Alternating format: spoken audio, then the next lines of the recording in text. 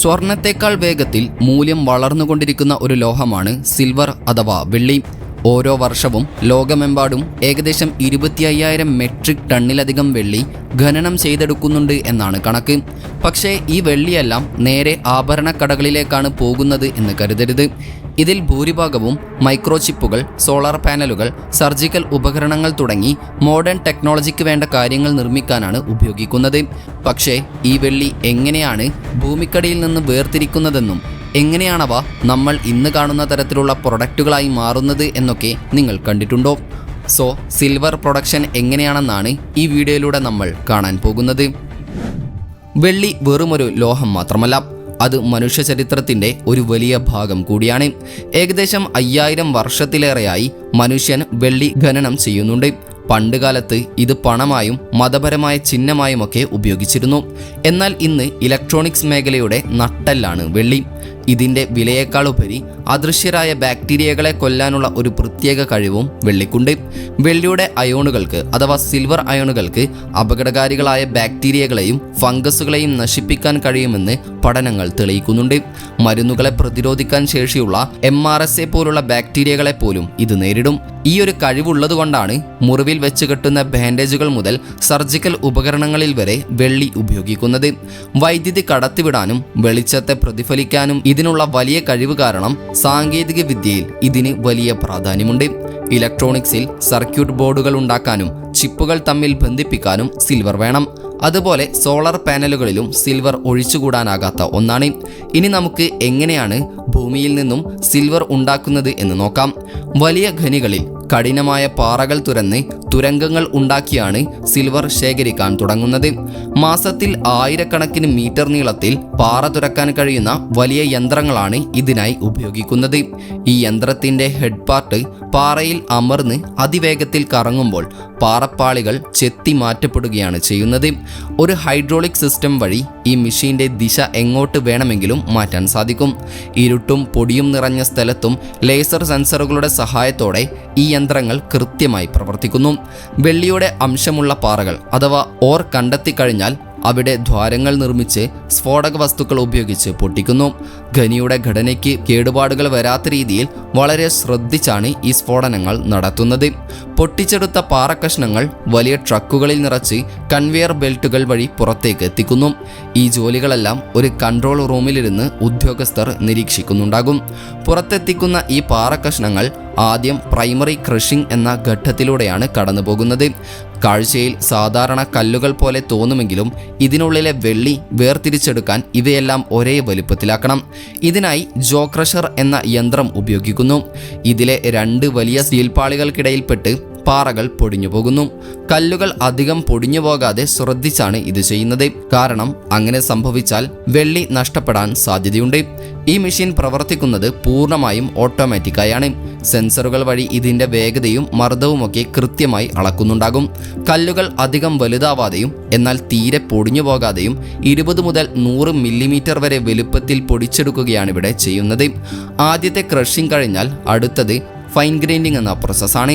പാറക്കഷ്ണങ്ങളെ chemical എക്സ്ട്രാക്ഷന് അനുയോജ്യമായ രീതിയിൽ നല്ല നൈസായ പൊടിയാക്കി മാറ്റുകയാണ് ഇവിടെ ചെയ്യുന്നത്. ഇതിനായി ബോൾ മിൽ എന്ന വലിയൊരു സിലിണ്ടർ യന്ത്രം ഉപയോഗിക്കുന്നു. ഇതിനുള്ളിലെ സ്റ്റീൽ ബോളുകൾ കറങ്ങുമ്പോൾ പാറക്കഷ്ണങ്ങളുമായി കൂട്ടിയിടിച്ച് അവയെ പൊടിയാക്കി മാറ്റുന്നു. കല്ലുകൾ ഒട്ടും ഇല്ലാത്ത പൊടിയാണ് ഇതിലൂടെ ലഭിക്കുന്നത്.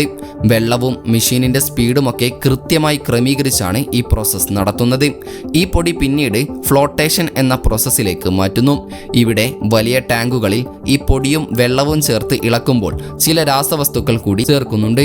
ടാങ്കിൻ്റെ അടിയിൽ നിന്ന് വായുക്കുമിളകൾ കടത്തിവിടുമ്പോൾ വെള്ളിക്കണികകൾ ഈ കുമിളകളിൽ ഒട്ടിപ്പിടിച്ച് മുകളിലേക്ക് പൊങ്ങിവരും.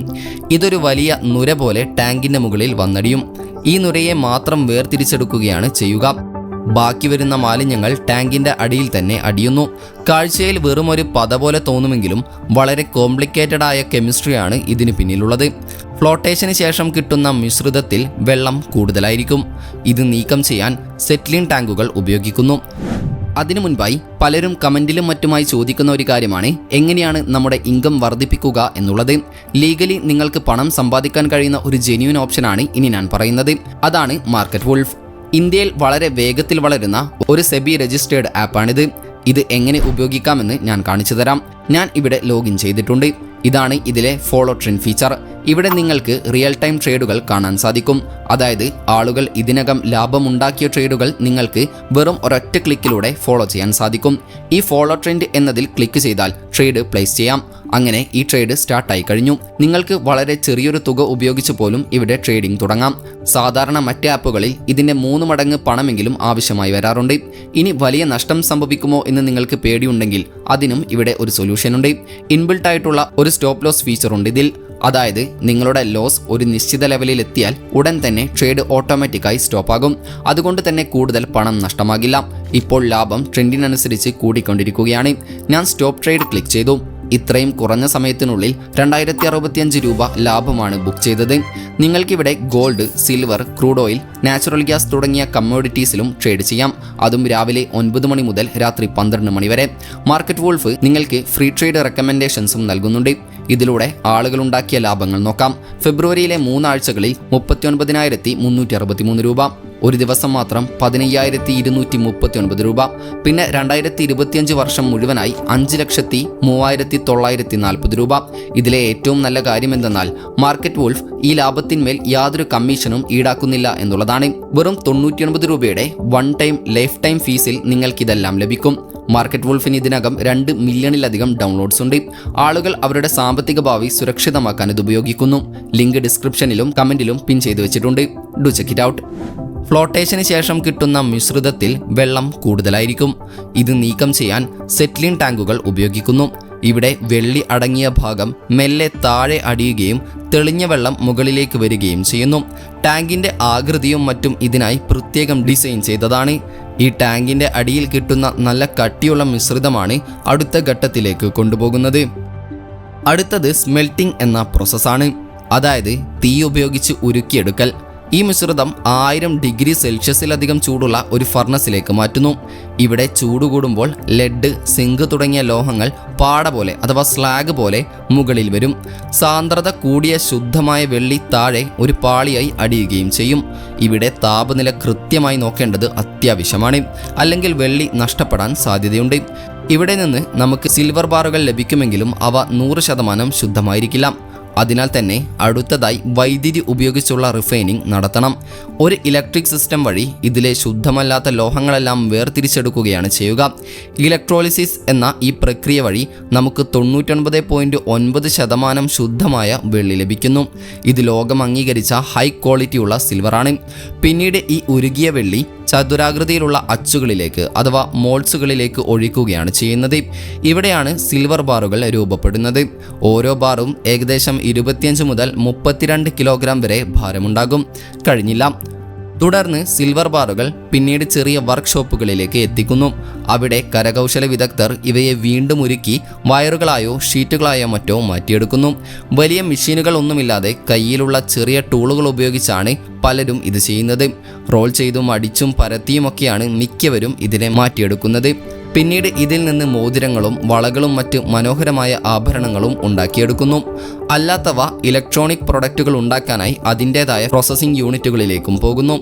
ഇന്ത്യയിലെ വെള്ളി ഉൽപ്പാദനത്തിൻ്റെ ഏറിയ പങ്കും കൈകാര്യം ചെയ്യുന്നത് ഹിന്ദുസ്ഥാൻ സിങ്ക് ലിമിറ്റഡ് ആണ്. രാജസ്ഥാനിലെ ഖനികളിൽ നിന്നാണ് ഇന്ത്യയിലെ സിങ്കിൻ്റെയും ലെഡിൻ്റെയും കൂടെ തന്നെ വെള്ളിയും പ്രധാനമായും വേർതിരിച്ചെടുക്കുന്നത്. എന്നാൽ ലോകത്തിലെ ഏറ്റവും കൂടുതൽ സിൽവർ ഉൽപ്പാദിപ്പിക്കുന്ന രാജ്യം മെക്സിക്കോയാണ്. ദശാബ്ദങ്ങളായി മെക്സിക്കോ ഈ സ്ഥാനം നിലനിർത്തുന്നുണ്ട്. ലോകത്തിലെ ആകെ വെള്ളി ഉൽപ്പാദനത്തിൻ്റെ ഏകദേശം 23% മുതൽ 24% വരെ മെക്സിക്കോയിൽ നിന്നാണ് ഉണ്ടാക്കുന്നത്. 2ാം സ്ഥാനത്ത് ചൈനയാണ്.